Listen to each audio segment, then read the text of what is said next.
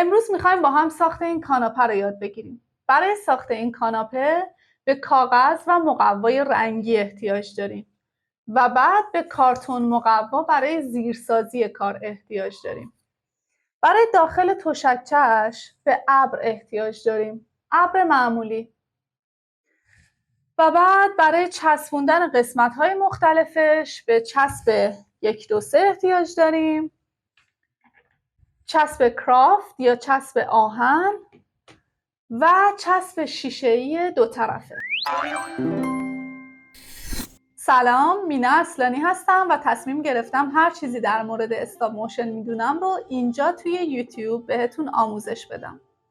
برای ساخت پراپ بهتره که اول اون رو به صورت گسترده و باز تصور کنیم. مثلا به این فکر کنیم که از چه حجم‌ها و شکل‌هایی تشکیل شده و بعد دونه دونه اونها رو بسازیم و به هم وصلشون کنیم تا به شکل مورد نظرمون برسیم. مثلا در مورد این کاناپه وقتی که گسترده‌اش رو تصور می‌کنیم می‌فهمیم که از چند تا مکعب مستطیل تشکیل شده و وقتی دونه دونه مکعب مستطیل‌ها رو به هم وصل کنیم نتیجه میشه همین کاناپه‌ای که ساخته شده. من اینجا یه طرح ساده از کاناپم دارم. اول طرحم رو اندازه میگیرم و نسبت‌هاشو در میارم. بعد روی کارتون مقوا یه مستطیل متناسب با طول و عرضی که در تناسب با طرحم باشه در میارم.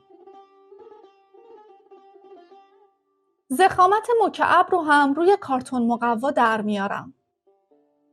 تیکه ها رو یکی یکی به هم با چسب 1 2 3 وصل میکنم.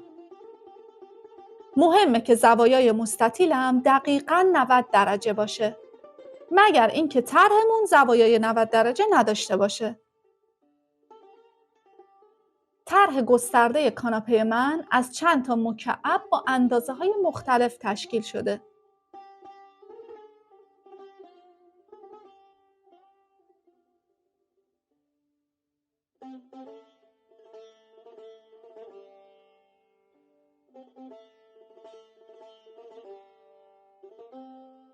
اولین مکعبم رو ساختم. این مکعب برای قسمت پایین کاناپمه. حالا برای پشتی کاناپه هم به یه مکعب دیگه احتیاج دارم.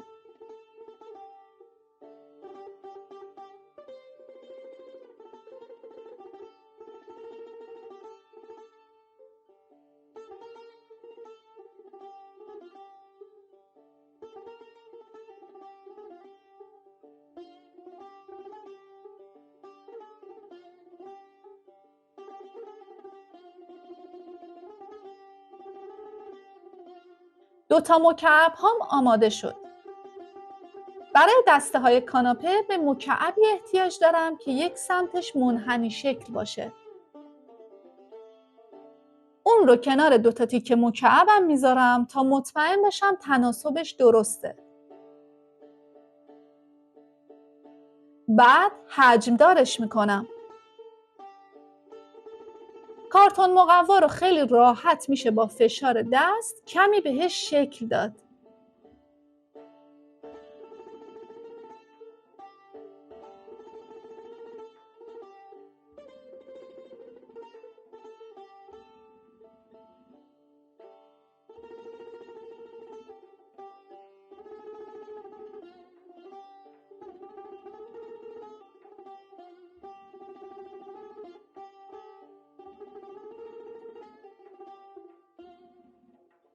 خب تقریبا حجم‌های اصلی کاناپمون تموم شد. حالا وقتشه بهشون رنگ بدیم. میتونید از مقوا یا کاغذ رنگی استفاده کنید. اینجا چون دیگه رویه ظاهری کاره باید حتما تمیز و دقیق باشه. برای چسبوندن کاغذ رنگی به کارتون مقوامون از چسب شیشه‌ای 2 طرفه استفاده می‌کنیم. و حواسمون هم هست که اونها رو دقیقاً سر جاشون بچسبونیم.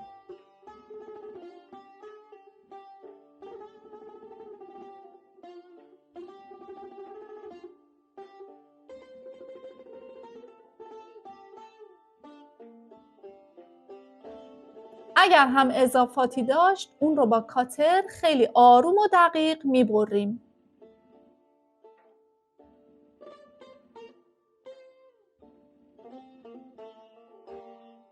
ما برای اینکه رویه ظاهری کارمون تمیز در بیاد از چسب شیشه‌ای دو طرفه استفاده می‌کنیم. این چسب با دست خیلی راحت کنده میشه و وقتی میخواید به یه طرف مقوا یا کاغذتون بچسبونید، وقتی این رو روی کاغذ یا مقوا گذاشتید، یه سمتش رو با ناخن خوب فشار بدید که کامل بچسبه و بعد خیلی آروم از اون گوشه با ناخن بلند میکنید و راحت کنده میشه.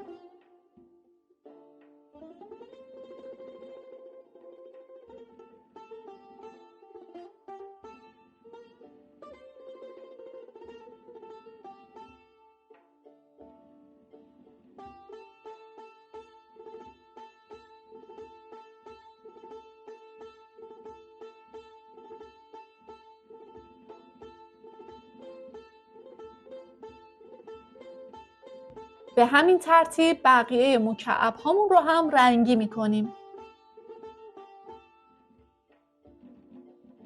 حالا وقتشه که اونها رو با یه چسب قوی دقیقاً سر جاشون محکم به همدیگه بچسبونیم.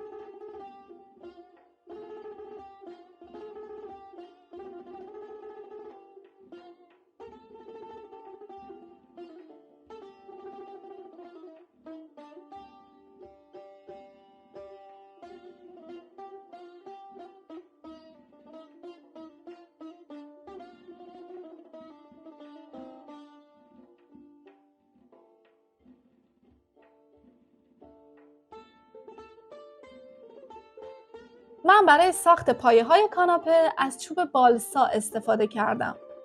میتونید اون رو به هر شکلی که دوست دارید تراش بدید، سنباده بزنید و حتی رنگش کنید.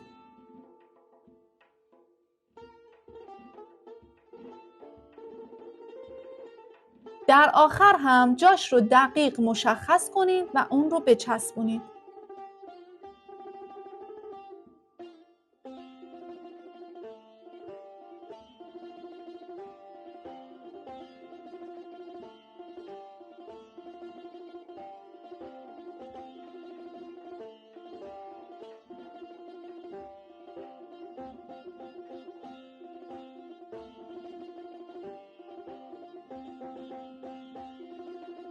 حالا وقت ساختن پشتی‌های کاناپمونه.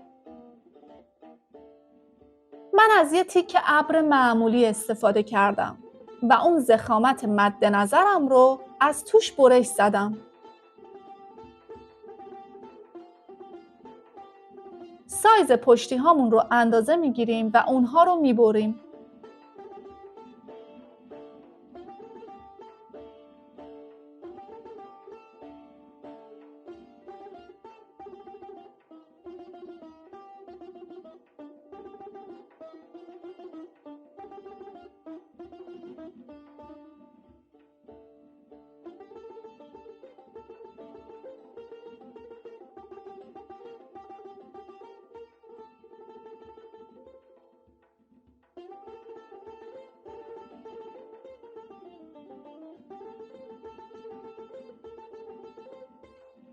بعد از برش باز هم روی کاناپه تست میکنیم که سایزشون درست باشه و اگر درست نیست اصلاحشون میکنیم.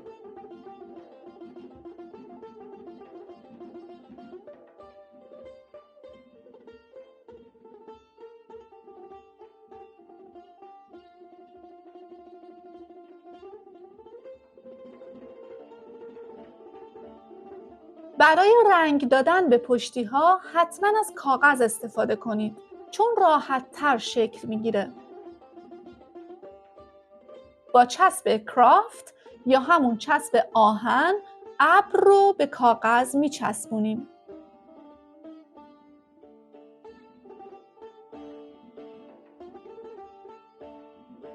ابرمون رو مثل کادویی که میخوایم هدیه بدیم توی کاغذ رنگیمون کادو پیچش میکنیم.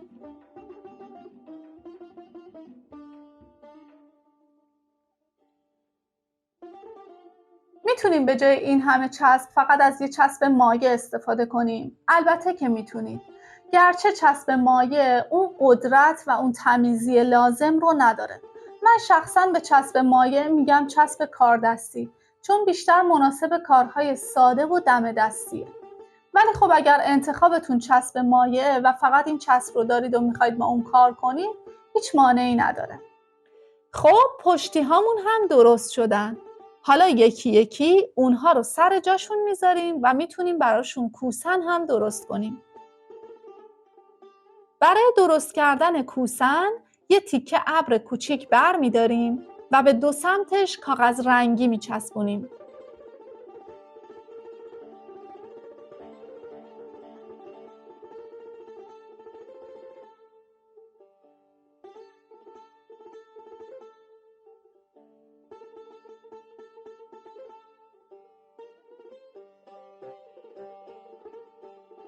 لبه هاش رو با نوک انگشت خوب به هم فشار میدیم تا کامل به هم بچسبن و در آخر هم اضافه هاشو میبریم.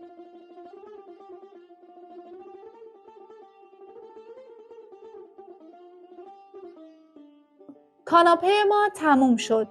شما میتونید اون رو توی هر فرم و رنگی که دوست دارید بسازید.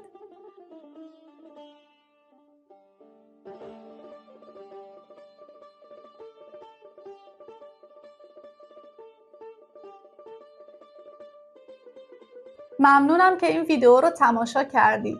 اگر سوالی در مورد ساخت کاناپه داری و یا اگر پیشنهادی در مورد ساخت پراپ های دیگه داری، حتما توی کامنت ها با من در میون بگذار. فعلا خدا نگهدار.